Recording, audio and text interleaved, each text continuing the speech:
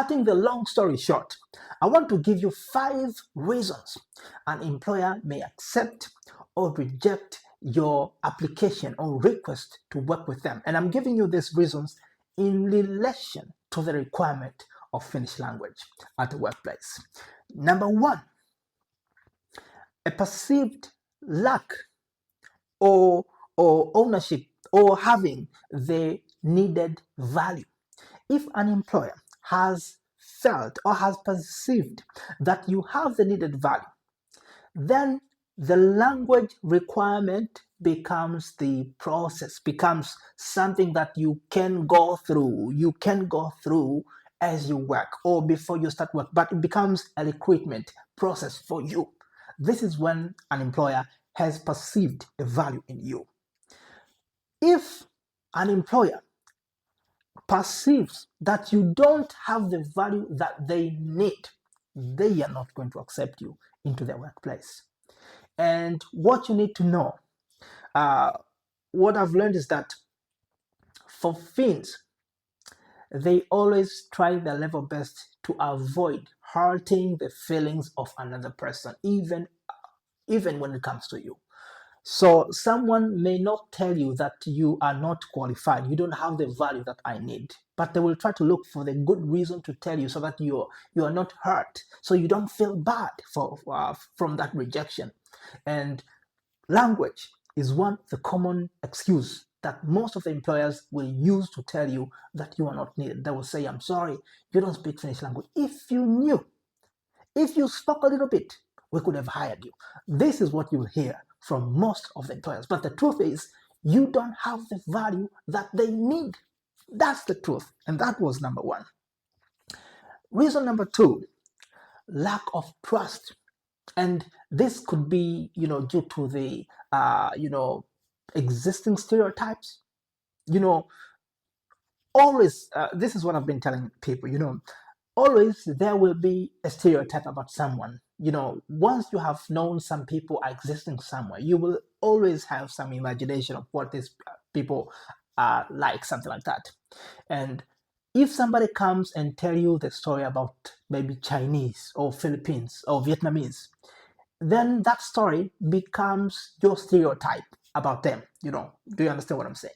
Yes. So even when it comes to getting a job in Finland, everyone has some story about some people. So some employers have stories about Africans, have stories about Asians, have stories about the Americans, and they would use that as the basis of judgment when you're seeking for an employment. And so for some of the people, the stereotype would work against them.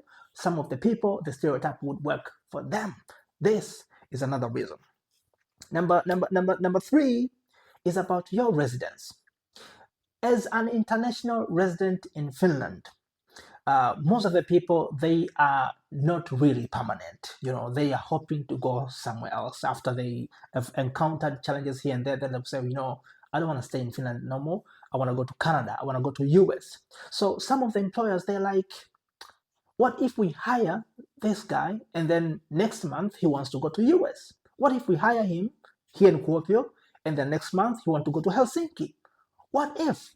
So at the end of the day, employers would prefer some people who can at least guarantee that they will be there for long. For example, if the company needs people who live there. That's another reason. Some employer will reject you, but of course they will never tell you. I don't think an employer will tell you, I cannot hire you because I don't believe you will stay here long enough. I don't believe an employer will tell you that. But they will look for an excuse and they will tell you, I'm sorry, you don't speak a proper Finnish language. But if it happens to you speak Finnish language, they would say, I'm sorry, we don't have position for you right now. But number 4 is the lack of network. This one is pretty much important. Yes, for a very long time, I struggled to find a job. Immediately after graduation, I struggled somehow for about a few months. And what came to my rescue was when I went to the office, registered as a job seeker, and I was fortunate because I was then assigned to one recruitment agency which was helping people to look for a job. And this was only a trial project.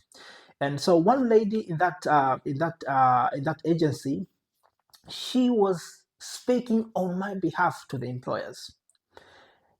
To my surprise, one time I managed to get up to, I think, 3 or even 4 jobs within the period of 1 to 2 months.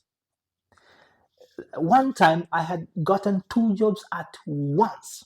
I had to reject one job and take the other one, of course, for several factors. But that's when I came to realize that having a network, having people in your network who can speak on your behalf sometimes really count. And I'm saying this is really important because one of the employer whom I rejected, actually not really rejected, but because I had to choose one and leave one. So one of the employer whom I left was really emphasizing that they needed me at that company. And the MD, now what's the main MD? The main director. Yes, the main director of that company did not even manage to speak the proper English. He was struggling, and not only himself. Some of the employers also in that company were struggling also to speak English. But they were all so much happy to have me. They were all asking me when I was going to start working there, and they were so much disappointed when I told them, "I'm sorry, I have also got another offer from another company, and I need to go to that company because of 1, 2, 3, or 4." So that plays a major role when you have a network, when you have people in that network who can speak on your behalf. But number 5 is the communication gap. Communication gap in this sense, I've given you, for example, point number 2, lack of trust. Lack of trust is because of a communication gap. They think you will not stay here for long, but you're here hoping that if I get a job, then I will stay in Finland long. But if I don't get a job, I'm going to have to move. So this is something which only need people to sit down and talk. Like, hey, if you give me a job, I will not move. If you don't give me a job, I will have to move. Or the employer needs to say, please, I don't trust that you will stay here. If I give a job, maybe I'm going to have to, recruit again after a year, which I don't want to do it. So this is only about the communication process, which is what, of course, I've started to do right now. This mentorship program that I've initiated, it's mainly there to enhance communication between the international talents and the employers. And of course, not just the employers, even the Finnish society. We need to understand each other even more to be able to, to communicate about these opportunities that are there.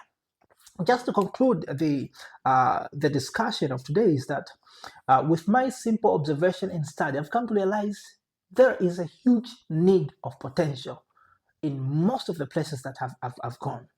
Yeah, but these are the factors that have been standing in the way. And if we find a way, first of all, to develop the needed value, and when I say develop, I mean studying the needs of the society and connect our talent and skills to those needs, I believe this will put us in a better position as foreign talents in Finland. But number 2, we have to find a way to establish the trust between us and the employers in Finland. How can we do that? We have to find a way to engage more. Let us find ways to sit down and talk. Let us do this factor number 5, as it says, the communication. Let us find ways to enhance communication. If you keep on going to your work, you don't have time to go to the events, you don't have time to go to other community activities, to meet with other local people, when do you think they will get a chance to understand you? When do you think they will get that chance? Because you are only waiting to be called to a job, and they are not calling you to the job because they don't trust you. And they don't trust you because they don't understand you. And to understand you, they gotta be able to meet you and work with you and talk to you, not just in 1 day or 2 days. They need to do that over a long term of period. Do you understand what I'm saying? But you need also to work into growing your network. And again, this goes back to the point which I've just given. Engage in community activities. Of course, my previous video, which it's only in the presentation form, I've discussed the factors that you can use in order to grow your network. Please refer to that video so that you can learn more. But so that is all I wanted to communicate with you. That if you hear that Finnish language is needed for you to be able to get a job, maybe Rarely that could be true, but most of the time that is not the entire truth. There are many other factors behind that that really count. And one thing which I've learned is that, and the real reason I did this video is because I heard this saying, which says that, I forget now how does it state that for you to be able to solve any problem successfully, you have to be able to address the root cause of that problem, because otherwise the same problem will keep on recurring. Every time the same problem will be there.